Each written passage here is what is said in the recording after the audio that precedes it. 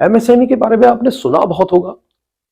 आपने YouTube channel पे आप देखेंगे एमएसएमई, आप सर्च करेंगे तो एमएसएमई पे आपको बहुत सारे वीडियोस मिल जाएंगे। एमएसएमई के फीचर्स आपको बहुत सारे मिल जाएंगे। बट मैं आज एमएसएमई फीचर्स के बारे में बात नहीं करूंगा। मैं बात करूंगा कि बहुत सारे एमएसएमई प्रोजेक्ट्स लगते हैं, बहुत सारे प्रोजेक्ट्स फ्लॉप होते हैं। आप ये मान के चलिए, अगर मैं रेशियो बताऊं आपको, तो 10 एमएसएमई प्रोजेक्ट्स में से 9 फ्लॉप हो जाते हैं। उसका रीजन क्या है, यही जानने के लिए आज मैं एक वीडियो बना रहा हूं और आपको इसमें पूरी जानकारी मैं दूंगा कि ऐसा क्यों होता है। My name is S Kumar and my money फंडा में आपका स्वागत है। MSME, micro small and medium enterprises, नाम आपने बहुत सुना होगा। अगर आप बिजनेसमैन हैं तो आपने इसका नाम जरूर सुना होगा। हमारी जो फाइनेंस मिनिस्ट्री है उसमें 2006 में इसको बहुत बढ़ावा दिया और निर्मला सीतारमण जी ने 20,000 करोड़ का फंड इसमें इन्फ्यूज किया था कि इस सेक्टर को हमें आगे बढ़ाना है। इस सेक्टर में जो एक एम्प्लॉयमेंट मिलेगा मेक इन इंडिया के तहत, इसमें बहुत बड़ी एक योगदान होगा एमएसएमई का कि हमारी जो कंट्री है वो इसमें डेवलप करे। ऐसा क्यों हुआ ये जानना बहुत जरूरी है। दोस्तों, था क्या, पहले आपने देखा होगा चाइना की दादागिरी इसमें बहुत ज्यादा थी। ऐसा क्यों हुआ? ऐसा हमारी जो फाइनेंस मिनिस्ट्री है या सरकार है उसने ऐसा क्यों सोचा कि इसको एमएसएमई को बढ़ावा क्यों दिया जाए?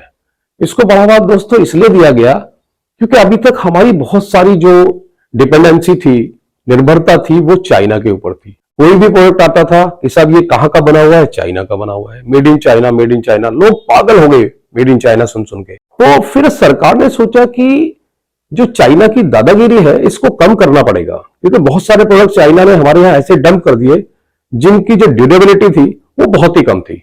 और कोविड में, खासतौर से कोविड में ऐसे हुआ था, चाइना ने हमें N95 मास्क से लेकर पीपीई किट हमें बहुत ही घटिया दर्जे की प्रोवाइड कराई थी, जिसको हमने वापस कर दिया था। और चाइना इस पे बहुत आग बबूला भी हुआ था कि आप लोग, उसने कहा था कि इंडिया अपने आप ये सब कुछ कर नहीं पाएगा, चाइना के बिना ये सब पॉसिबल नहीं है।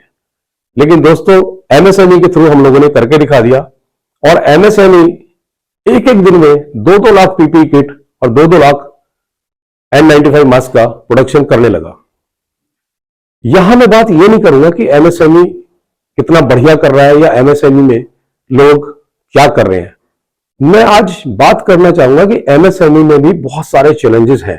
बहुत सारे प्रोजेक्ट हमारे एमएसएमई के थ्रू लगते हैं, लेकिन 90% प्रोजेक्ट्स हमारे मैं कहूंगा कि स्लो चल रहे हैं या फ्लॉप हो जाते हैं, बंद हो जाते हैं, या प्रॉफिट मेकिंग एमएसएमई प्रोजेक्ट्स नहीं है हमारे। तो ऐसा क्यों है, ऐसा जानना बहुत जरूरी है। तो आज का मेरा वीडियो इसी को लेके है। तो चलिए बात करते हैं कि ऐसा क्यों होता है।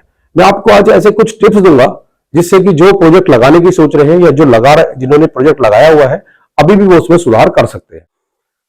देखिए, जब भी हम कोई नया प्रोजेक्ट लगाते हैं हमें यह जानना बहुत जरूरी है कि मार्केट में प्रोडक्ट्स कौन कौन से हैं जो कि मार्केट में जो हमारे जो बायर्स हैं, जो हमारी प्रोडक्ट्स जो मतलब कंज्यूमर्स हैं या जो हमारे यूजर हैं, वो किन किन प्रोडक्ट्स को लाइक कर रहे हैं।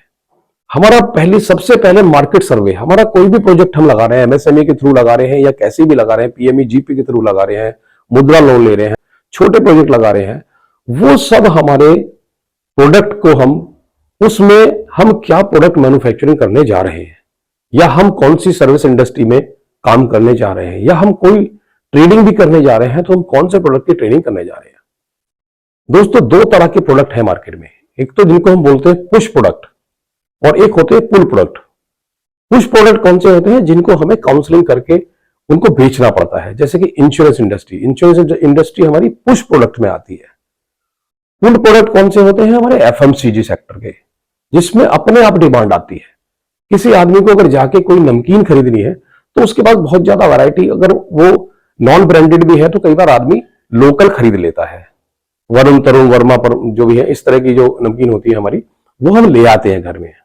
बट जहां पे अगर आपको सपोज कोई गाड़ी लेनी है तो आपको ब्रांड देखना होगा कि ये मारुति की है, हुंडई की है, या स्कोडा है, या मर्सिडीज है। इस तरह के आपको जाके प्रोडक्ट देखने होते हैं। उसमें ऐसा नहीं कि लोकल ये किसी गली मोहल्ले में बनी हुई गाड़ी है तो उसको यूज करेंगे आप। तो ऐसे ही क्या, इसको सेगमेंटेशन बोलते हैं हम लोग। इसमें भी दो तरह की चीजें आती हैं कि प्रोडक्ट हम रूरल का चूज कर रहे हैं या अर्बन का। यानी कि जो प्रोडक्ट रूरल में ज्यादा बिकता है उसको हम रूरल के लिए रूरल प्रोडक्ट बोलते हैं। कुछ प्रोडक्ट ऐसे हैं जो हमारे अर्बन में ज्यादा लाइक होते हैं। स्पोर्ट्स इंडस्ट्री है, स्पोर्ट्स इंडस्ट्री में रूरल में भी और अर्बन में भी दोनों जगह इस टाइम डिमांड है। सपोज क्रिकेट से रिलेटेड प्रोडक्ट है, क्रिकेट बॉल है, बैट है, तो वो आजकल रूरल में और अर्बन में दोनों जगह बेचे जा रहे हैं। इसका सर्वे होना बहुत जरूरी है। इसका पहले सर्वे कर लें कि हमें प्रोडक्ट जो मैन्युफैक्चरिंग कर रहे हैं वो किस सेगमेंट के लिए कर रहे हैं, उसका मार्केट में कंपटीशन कैसा है, पीयर कंपटीशन कौन है। पीयर कंपटीशन होता है जो सेम कैटेगरी के प्रोडक्ट बना रहे हैं, उसमें कौन सा ब्रांड है जिसको हमें आगे चल के फाइट करनी है जिससे। तीसरा आता है कि मार्केट सर्वे कर लिया, प्रोडक्ट हमने चूज कर लिया, उसके बाद में बात आती है कि इस प्रोडक्ट के जो रॉ मटेरियल है वो कहां से होगा, यानी कि हमारे रिसोर्सेज क्या होंगे, हम ये प्रोडक्ट कहां से लेने वाले हैं, कहां से परचेज करेंगे, कहां पे सस्ता होगा, इसकी मार्केट हम पहले ही चूज कर लें कि कहां से आएगा। तीसरा होता है मैन्युफैक्चरिंग कॉस्ट, यानी कि उसमें हमें लेबर कॉस्ट क्या होगी, हमारे जो रनिंग कॉस्ट हम बोलते हैं जिसको, इसमें इलेक्ट्रिसिटी हो गया, रॉ मटेरियल हो गया, मैन पावर होगी। इसमें भी दो तरह की मैन पावर लगती है दोस्तों, एक तो स्किल्ड मैन पावर और एक होती है अनस्किल्ड। अनस्किल्ड मैन पावर वो होती है जो, स्किल्ड तो आप जानते हैं, स्किल्ड यानी कि जो पढ़े लिखे लोग हैं, जो इंजीनियर है और कुछ ऐसे हैं जो हाथ के कलाकार हम जिन्हें बोलते हैं वो हो गए। एक होते हैं अनस्किल्ड, यानी कि जो लेबर है उनको हमें बहुत ज्यादा स्किल है, उनको बस सिखा दीजिए मशीन पे ऐसे काम करना है, ऐसे चलाना है, तो वो अपना बंदा चला लेता है। वो बहुत ज्यादा उनके जो वेजेस होते हैं वो 500 से 700 रुपीज पर डे वेजेस पे मिल जाते हैं। ये तो होगी बात लेबर की। उसके बाद में हमें ये देखना है कि जो प्रोडक्ट हम मार्केट में ले जाएंगे उसका ट्रेड मार्जिन कितना है, यानी कि जो आपका मार्जिन है वो कितना है, क्योंकि जब आपका मार्जिन आपका अच्छा होगा तभी आप कंपटीशन से कॉम्पिटिट कर पाएंगे, अदरवाइज तो आपकी जो कंपनी है वो लॉस में जा सकती है। इसके बाद हमें देखना है कि ये जो प्रोडक्ट हम बना रहे हैं इसके गवर्नमेंट अप्रूवल्स, यानी कि सर्टिफिकेट हो गया, हमारा पॉल्यूशन सर्टिफिकेट हो गया, और बहुत सारे इसमें जो भी अप्रूवल्स लगते हैं गवर्नमेंट के, क्या वो आसानी से मिल जाएंगे या उसमें कोई प्रॉब्लम आने वाली है, या जो गवर्नमेंट की फीस है ऐसे अप्रूवल्स के लिए वो कितनी है, क्या वो हम अफोर्ड कर पाएंगे। उसके बाद में आता है कि इस पे टैक्स स्लैब क्या है।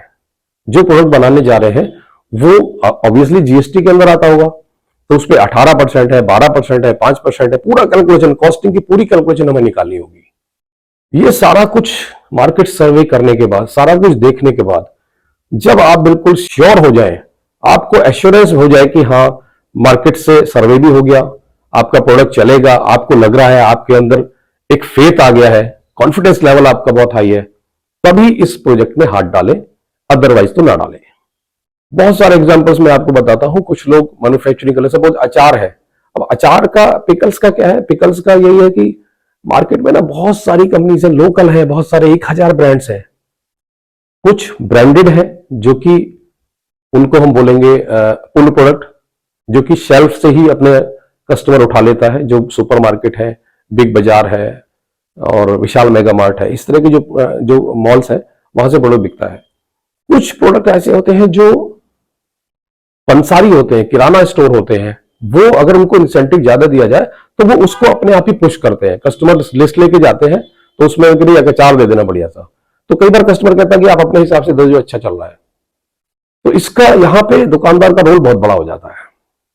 खैर चलिए, टॉपिक ये नहीं है, ये तो एक एग्जांपल मैंने दिया है। तो हमें जो भी प्रोजेक्ट लगाना है, चाहे वो एमएसएमई के थ्रू लगाना हो, चाहे वो पीएमईजीपी के थ्रू लगाना हो, हमें ये देखना है कि हमारा प्रोजेक्ट क्या प्रॉफिट करने वाला है, कहां कहां पे हमारे जो थ्रेट्स हैं वो आएंगी, सारा कुछ एनालिसिस करने के बाद में प्रोजेक्ट लगाया जाए। आपके जो प्रोजेक्ट के सक्सेस के चांसेस हैं वो बहुत हाई हो जाते हैं। तो आज मैं सिर्फ एमएसएमई के बारे में इतना ही बताऊंगा। एमएसएमई फीचर्स के बारे में मैं अगले वीडियो में डालूंगा कि एमएसएमई कौन लोग हैं अप्लाई कर सकते हैं, कैसे अप्लाई करते हैं, और इसमें कितनी फंडिंग होती है, गवर्नमेंट इसमें कितनी सब्सिडी, क्या क्या फैसिलिटी और देती है। Thank you so much, thanks for watching, keep watching, thank you, धन्यवाद।